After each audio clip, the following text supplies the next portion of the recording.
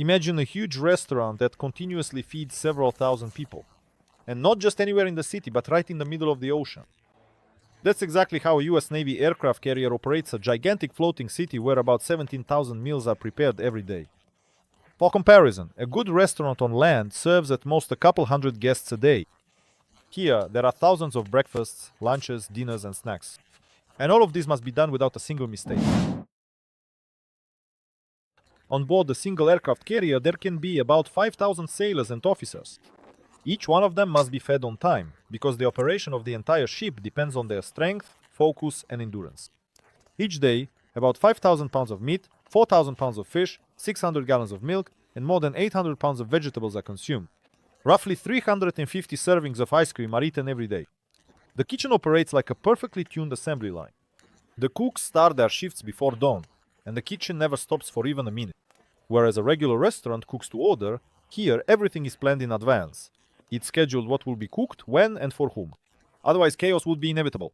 But behind this entire machine are real people, a huge team that, on the run, peels, chops, fries, boils, and manages to do it all so that no one goes hungry. It's interesting how do they even stock up on all these supplies. To feed 5,000 people, you need gigantic reserves on board. And that's no exaggeration. Just imagine, the aircraft carrier stores dozens of tons of meat, fish, chicken, vegetables, fruits, dairy products, and bread. The storage rooms and refrigeration chambers take up enormous space, yes. You could get lost in there like in a grocery supermarket. For example, ice cream is no joke. Thousands of servings are stored on board, because it's not just a dessert, but a way to lift the crew's spirits during long deployments. Meet thousands of pounds of beef, pork, and chicken. Vegetables and fruits containers packed to the brim. All of this has to be delivered to the ship in advance, because at sea you can't just go to the store. The food isn't stored only in refrigerators. Dry and bulk goods, flour, sugar, pasta, spices are stacked in huge storage rooms. Everything is carefully accounted for, labeled, and distributed. Mistakes are unacceptable. If you run out of sugar or pasta, restocking won't be so easy.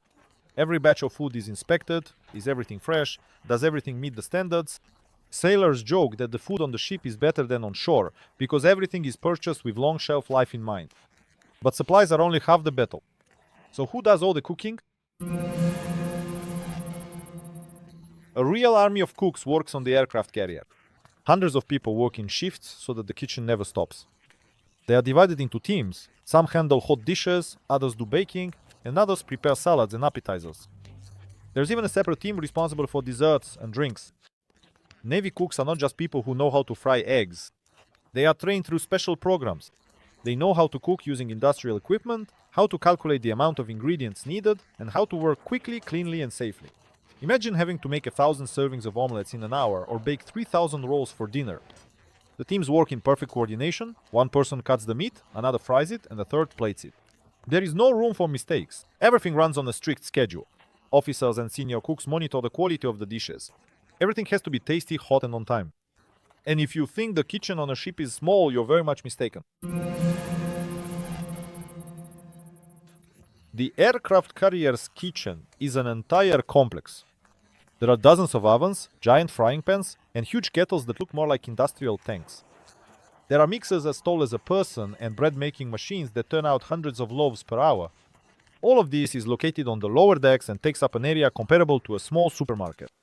The dishwashers run around the clock, washing thousands of plates, spoons, knives, and trays. The work surfaces shine because cleanliness is monitored even more strictly than in restaurants. Special ventilation systems remove heat and odor so the kitchen doesn't turn into a blazing inferno. Each area of the kitchen is responsible for its own specialty. There's a section for meat, for fish, for vegetables, for baking, and for desserts. Everything is strictly separated to avoid confusion and ensure speed. But even with all this equipment, the main question remains, how do you cook when the ship is rocking and the ocean is raging all around? An aircraft carrier is a warship, not a cruise liner. It sails across seas and oceans, faces storms, takes part in exercises, and sometimes even goes into battle. And during all this, the kitchen keeps running. Imagine, the chef is frying meat, and at the same time the ship tilts, the floor rocks, and pots threaten to slide off the table. To deal with this, everything on the ship is well thought out. Stoves have raised edges, pots are secured, and knives and dishes are stored in special compartments. In case of a battle alert, part of the kitchen can be quickly shut down, but the main stations keep cooking. The crew must always be fed. Cooks are trained to work under any conditions. If on land you can just go take a break, Here you have to finish your work, even if the ship is shaking and noisy. Sailors say that cooks are the toughest people on the ship because they never get any rest. But for all these to work, you need not only people but also a storage system. And here lies another impressive fact. The storage areas on aircraft carriers are a world of their own, one that even the sailors themselves rarely think about. Imagine huge refrigerated chambers, freezers, and pantries where tons of food are stored. There are separate rooms for meat, fish, dairy products, vegetables, fruits, bread, grains, and spices. Everything is designed so that the food doesn't spoil even during long voyages. Some of the storage areas resemble real labyrinths. A newcomer could easily get lost without a map. But where does all this stuff even come from? After all, an aircraft carrier doesn't go shopping. One of the most impressive moments is restocking supplies right out in the open sea. Aircraft carriers are resupplied by special supply ships that come alongside and transfer containers of food. Sometimes a system of cables and baskets is used, literally flying between the ships, and sometimes helicopters drop cargo onto the deck. It's a whole operation where every detail matters. On the supply ship, the cargo is prepared in advance. The sailors on the aircraft carrier quickly receive the deliveries, distribute them to the storage areas, check their condition, and prepare reports. Everything is sorted by sections, what goes into the freezers, what goes onto the shelves and into the storerooms. This kind of food transfer can take several hours and is carried out regularly to ensure the ship is always well stocked. Even if the aircraft carrier is thousands of miles from the nearest shore, it remains completely autonomous thanks to these operations. Now that the supplies are on board, it's time to find out exactly what the crew is being fed. The menu on an aircraft carrier is not just porridge with meat. A varied and balanced menu is created for the huge crew, taking into account calories, vitamins, and even taste preferences. Every day, several types of meat, fish, side dishes, fresh vegetables and fruits, soups, salads, desserts, and drinks are served. Separate dining rooms with a slightly more refined menu are provided for officers and senior command. There you might find steaks, seafood, and gourmet appetizers. Ordinary sailors eat in large mess halls where the food is also quite decent. No one goes hungry, and there is always a choice. Once a week, themed dinners are held, such as barbecue or Mexican night. This boosts the crew's morale. The cooks try to vary the dishes so the sailors don't get tired of monotony. And you know what's especially surprising? There's a bakery on board. Yes, there's a full-fledged bakery right on the aircraft carrier. There are hundreds of rolls, loaves, baguettes, donuts, and even cakes are baked daily. All of this is done by the bakery team, who start working early in the morning to serve fresh baked goods for breakfast and lunch. Bread making machines, dough mixers, and ovens these aren't kitchen toys, but real industrial units capable of producing hundreds of items per hour. The bakers carefully monitor the quality. The bread must be soft, airy, and have a crispy crust. Special attention is given to cakes and desserts. They are made for special occasions, sailors' birthdays, holidays, and celebrations. Sometimes the bakers put on entire shows, presenting huge festive cakes decorated with flags, emblems, or even miniature models of ships. But to make all of this, you need one more thing: water.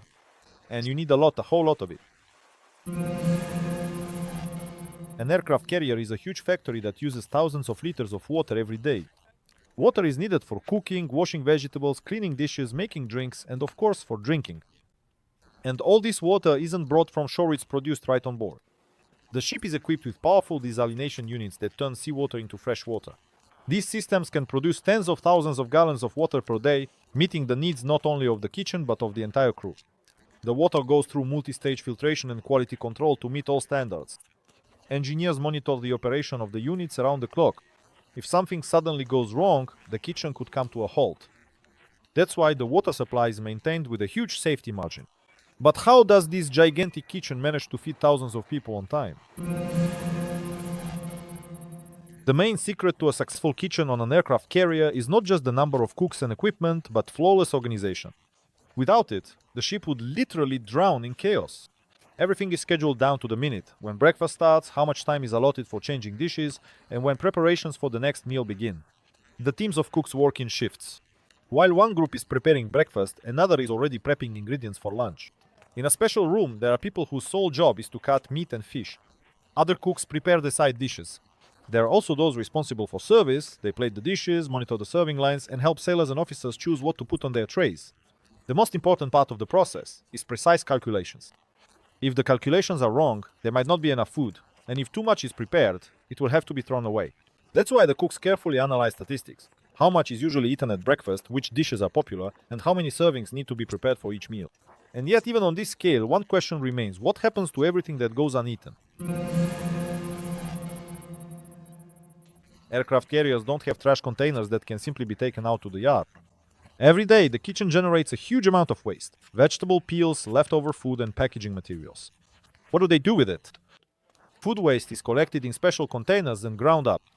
This mass is then dumped overboard, but only in strictly designated areas and in compliance with all environmental regulations. Glass, metal, plastic, and paper are sorted and compressed. This waste is sent for recycling when the ship returns to port. The waste management team works just as hard as the kitchen staff.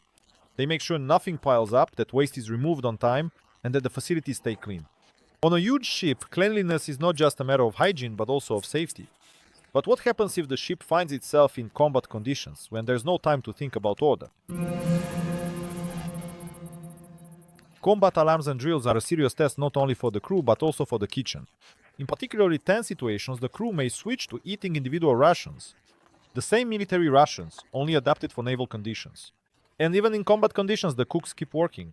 They are required to be at their posts, provide meals for the commander and key officers, and prepare hot food for those on watch. This demands not only skill, but also tremendous endurance. And now for the most interesting part.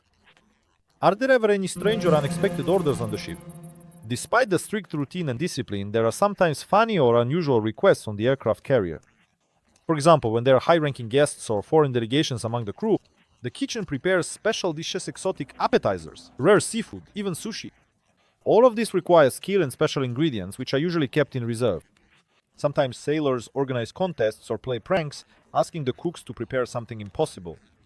On birthdays and holidays, the kitchen prepares personalized desserts, decorating them with playful inscriptions or figurines.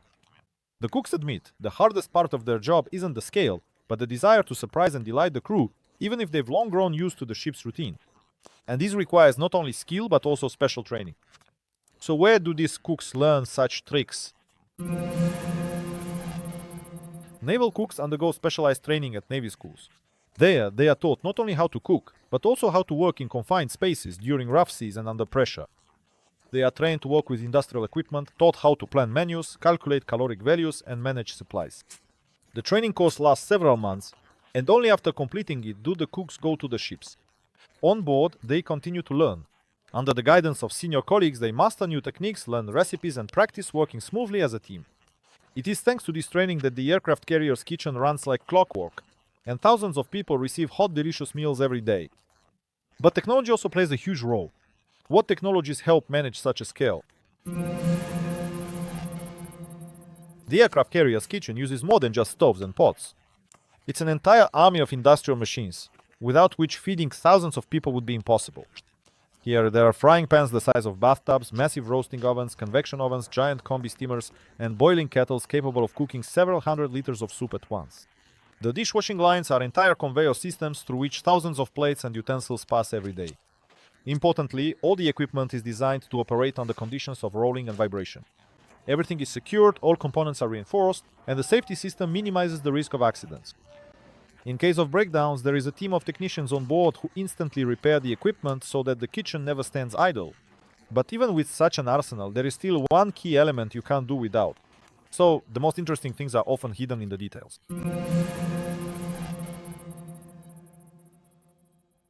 If you compare the kitchen of an aircraft carrier to a regular restaurant on land, the difference is simply staggering. Imagine that every morning you're preparing breakfast not for 50 or 100 people, but for 5,000.